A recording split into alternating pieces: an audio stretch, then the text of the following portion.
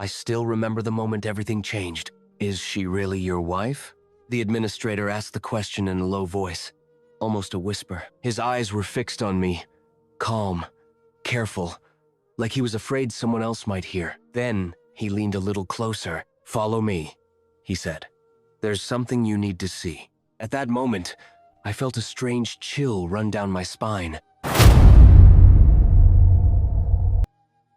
My name is Ethain Miller. I am 32 years old, and until that moment, I believed I understood my life. I believed I understood my wife, but I was wrong, very wrong.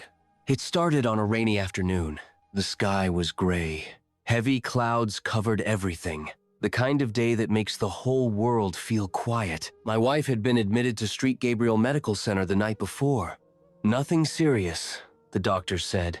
Just severe exhaustion and dehydration. But something about the situation didn't feel right. She had been acting strange for weeks. Late phone calls, sudden silence when I walked into the room, and the way she sometimes looked at me, like she was hiding something. Still, I told myself I was imagining things. Marriage changes people. Stress changes people. At least, that's what I kept telling myself. When I arrived at the hospital that day, the hallways were quiet, too quiet. Fluorescent lights buzzed softly above me. The smell of antiseptic filled the air. I checked in at the front desk. The nurse smiled politely and told me my wife was resting, so I started walking toward her room. That's when the administrator stopped me. He was standing near the end of the hallway. Tall, thin, gray hair, perfectly pressed suit. He looked like someone who had been working in hospitals for decades. "Mr. Miller?" he asked. I nodded. "That's me." He glanced down the hallway, then back at me. And that's when he asked the question, "Is she really your wife?" At first, I thought I heard him wrong. "Excuse me?"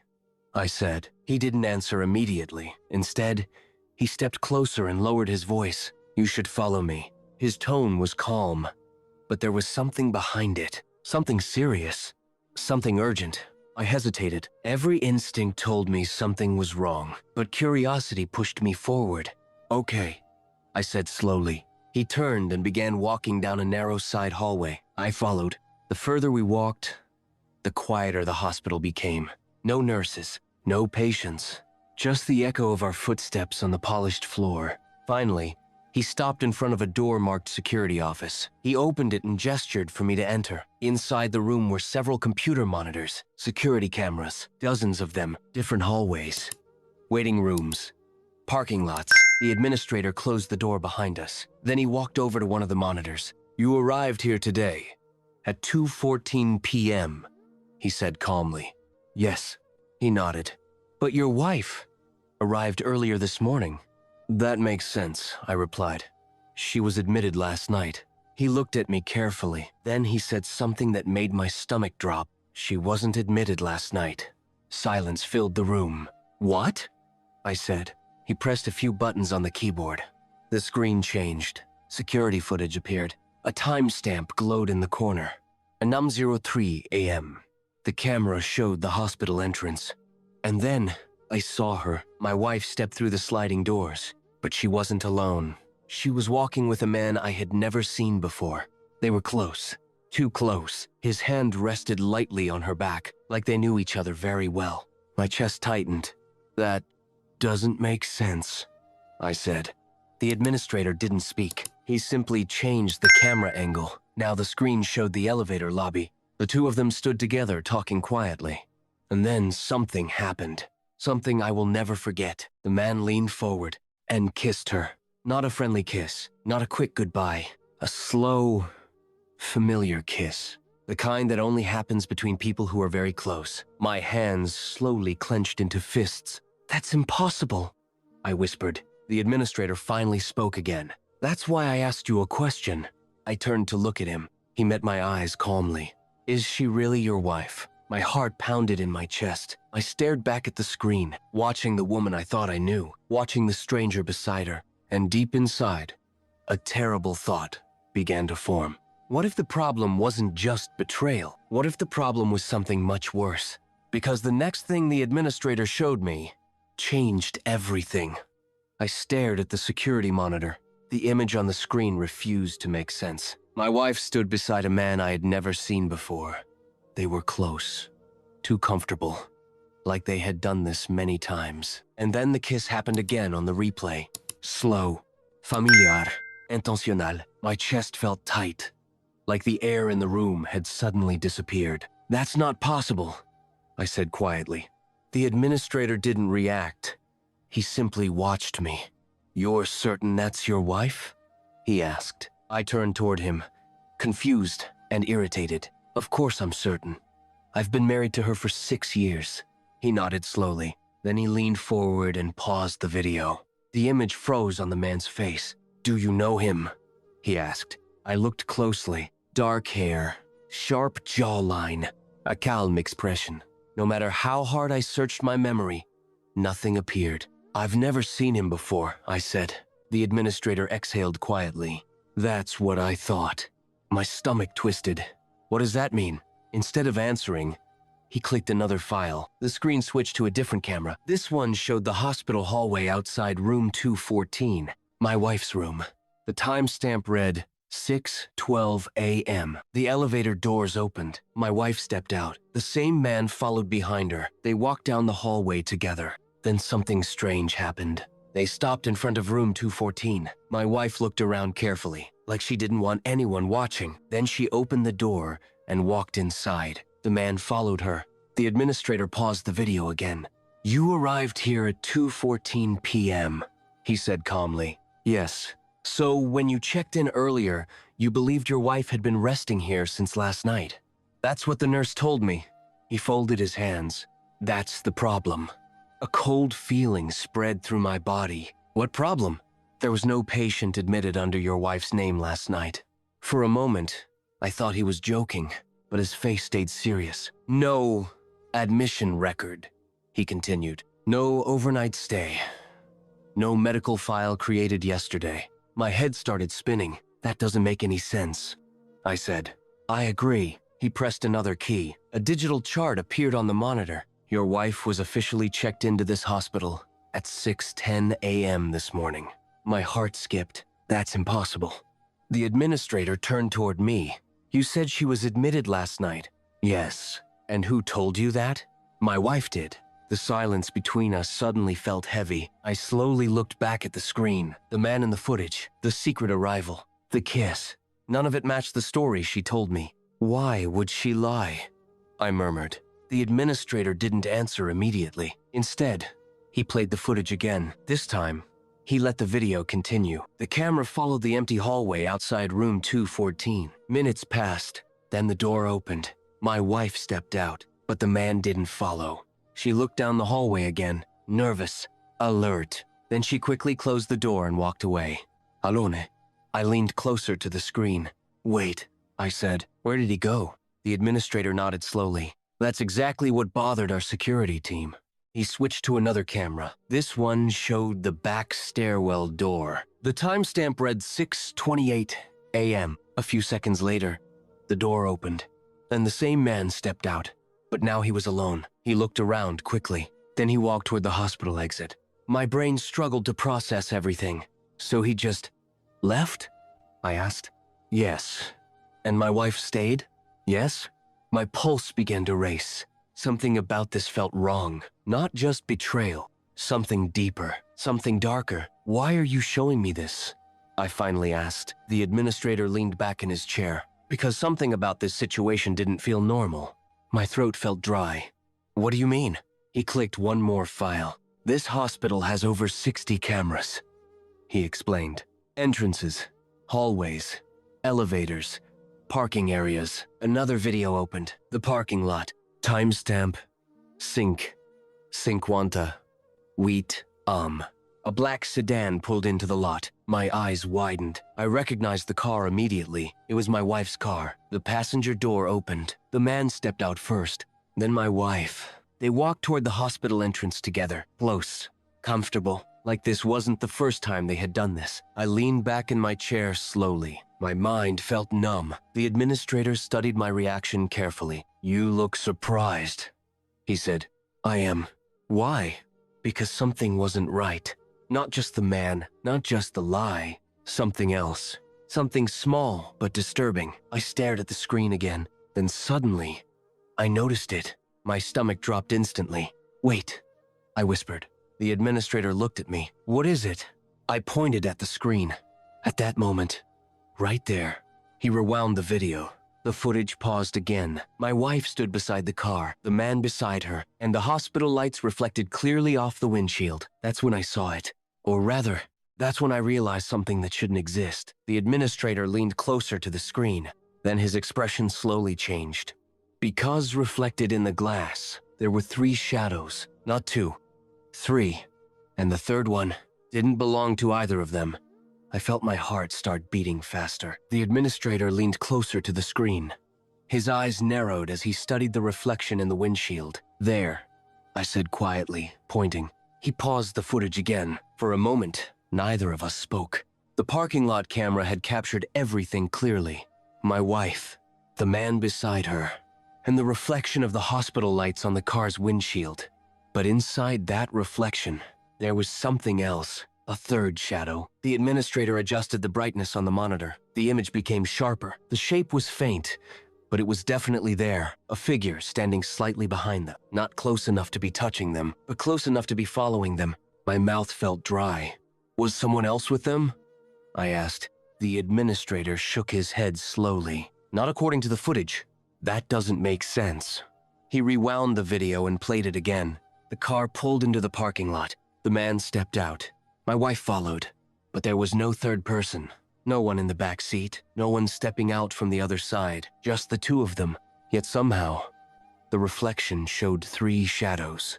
A strange silence filled the security office. Finally, the administrator leaned back. "There may be another explanation," he said. "What kind of explanation?" "Camera distortion. Reflections can do strange things." I wanted to believe that. I really did. But something deep inside me refused to accept it, because that third shadow didn't look random. It looked like someone standing still, watching them, watching my wife. I stared at the screen again. "Can we see what happens after they enter the hospital?" I asked. The administrator nodded. He opened another camera feed. The hospital entrance. The sliding glass doors opened. My wife and the man walked inside. They spoke quietly to each other. Then they headed toward the elevator. The administrator switched to the elevator camera. The 2 of them stepped inside. The doors closed. A moment later, the camera inside the elevator activated. My eyes focused immediately. My wife stood on the left side. The man stood beside her. But something about the footage felt strange. I leaned closer. "Pause it," I said suddenly. The administrator froze the image. "What do you see?" he asked. I pointed toward the elevator wall. The mirrored metal panel behind them reflected the inside of the elevator. And just like before, there was something wrong. My wife's reflection was there. The man's reflection was there. But behind them, a faint silhouette appeared again. A third shape. Tall. Standing near the back corner of the elevator, my stomach dropped. "There's someone else in there," I whispered. The administrator slowly shook his head. "No." "What do you mean, no?" "It's right there." He replayed the video in slow motion.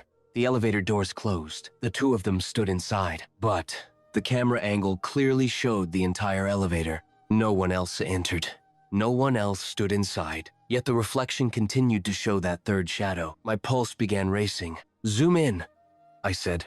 He enlarged the reflection. The shape became clearer. Not clear enough to see a face, but clear enough to see a human outline. Shoulders, head, standing very still, right behind them. The administrator's voice became quieter. "That shouldn't be possible." A cold feeling spread through my body, because suddenly, a memory appeared in my mind. Something small, something I ignored before. 2 weeks ago, my wife woke up suddenly in the middle of the night. She was breathing heavily, almost panicking. When I asked what was wrong, she said something strange. She said she felt like someone was watching her. At the time, I thought it was just a bad dream. But now I wasn't so sure. "Show me the hallway camera again," I said. The administrator switched back to the hallway outside room 214. The timestamp showed 6:12 a.m. again. The elevator doors opened. My wife and the man stepped out. They walked down the hallway together. Everything looked normal until the moment they stopped at the door. My wife looked around nervously. Then she opened the room and stepped inside. The man followed. The administrator let the video continue. The hallway became empty again. Seconds passed. Then something happened. Something neither of us expected. The administrator leaned forward suddenly. Wait. He rewound the footage a few seconds. Look at the door, he said. My eyes locked onto the screen. Room 214. The door was closed. But slowly, very slowly, the door handle moved. My breath caught in my throat. No one opened the door. No one stepped out. Yet the handle turned slightly, like someone on the inside had touched it. The administrator stared at the screen in silence. Then he spoke quietly. Your wife and that man entered the room together. Yes. And according to the camera, he pointed at the screen. No one else entered that room. My chest felt tight. Then who touched the door? The administrator didn't answer. He simply stared at the footage. Then he opened one last camera feed. This one was inside room 214. My heart began pounding. Why is there a camera inside the room? I asked. Patient safety monitoring, he replied. The footage began playing. The hospital bed was visible. The window, the chairs, and then the door opened. My wife stepped inside. The man followed her. They began talking quietly. But that wasn't what caught my attention. Because as soon as they entered, my wife suddenly froze. Her entire body went still. The man noticed it too. He looked confused. Play it again, I whispered. The administrator replayed the moment. My wife stepped into the room. Then suddenly, she turned her head slowly, not toward the man, not toward the door. She looked directly at the empty corner of the room. Her eyes widened, and then she whispered something. The audio system captured only a faint sound, but the words were still clear enough. My blood ran cold when I heard them. She whispered, "Why are you here again?" My blood turned cold. The security room suddenly felt smaller. I stared at the monitor, unable to move. My wife stood inside room 214, frozen in place, staring at the empty corner of the room. The man beside her looked confused. He followed her gaze, but there was nothing there. At least, nothing visible. Did you hear that? I asked. The administrator nodded slowly. Yes, my voice felt shaky. She said, "Why are you here again?" He rewound the footage. We watched the moment again. My wife stepped into the room, then suddenly stopped. Her eyes moved slowly toward the far corner. Fear appeared on her face. Not surprise, not confusion. Fear, like she had seen something she already recognized. The administrator paused the video. "You said she's been acting strange recently," he said. "Yes. How long?" "Maybe 3 weeks." He leaned back in his chair. "Did anything unusual happen before that?" I thought about it. At first, nothing came to mind, but then a memory surfaced. A small detail, something I never paid attention to before. "About a month ago," I said slowly, "she started waking up at night. Nightmares?" I thought so at first. "What did she say?" I hesitated, because the memory suddenly felt disturbing. She said someone was standing in our bedroom. The administrator looked at me carefully. "Did you ever see anyone?" "No." "Did she describe the person?" My chest tightened slightly. "Yes." "And?" "She said it was a man." The administrator turned back to the monitor. The paused video still showed my wife staring at the empty corner of the hospital room. "Did she describe his face?" he asked quietly. "No." "Why not?" I swallowed slowly. "Because she said she couldn't see it." The silence in the room became heavy. Every time she looked at him, I continued. His face was blurred. The administrator didn't say anything for a moment. Then he clicked the play button again. The footage continued. Inside room 214, the man standing beside my wife spoke to her. "What's wrong?" he asked. She didn't answer immediately. She kept staring at that corner. Then she whispered again, "I told you to stop following me." The man looked confused. "Who are you talking to?" My wife blinked. Then she slowly shook her head. "Nothing," she said quietly, but her voice sounded nervous. "Stable." The man stepped closer to her. "You're scaring me," he said. My wife finally turned toward him. "I thought he was gone," she whispered. "Who?" She hesitated. Then she said something that made my stomach drop. "The man from the accident." I felt my heart skip. "What accident?" I said out loud. The administrator glanced at me. "You didn't know about an accident?" "No." My voice felt tight. "She never told me about any accident." The administrator looked back at the screen. Inside the room, the conversation continued. "What accident?" the man asked her. My wife lowered her voice. "You remember?" she said. The man looked uncomfortable. "That was years ago." "Yes. You said it wasn't your fault." "I know. Then why are you bringing it up again?" My wife slowly turned her head back toward the empty corner. Her eyes widened again. Because something had changed, the security camera captured her expression perfectly. Pure terror. "He's standing closer now," she whispered. The man grabbed her shoulders. "There's nobody there." My breathing became uneven. Because even though the camera showed an empty room, my wife's eyes followed something. Something moving from the corner of the room, slowly toward the bed. The administrator adjusted the brightness again. The screen flickered slightly, and for just a brief second, something appeared. A faint shape, tall, standing near the wall. My heart began pounding. "Pause it," I said. The administrator froze the frame. We both stared at the monitor. At first, it looked like nothing, just shadows. But when he increased the contrast, the shape became clearer.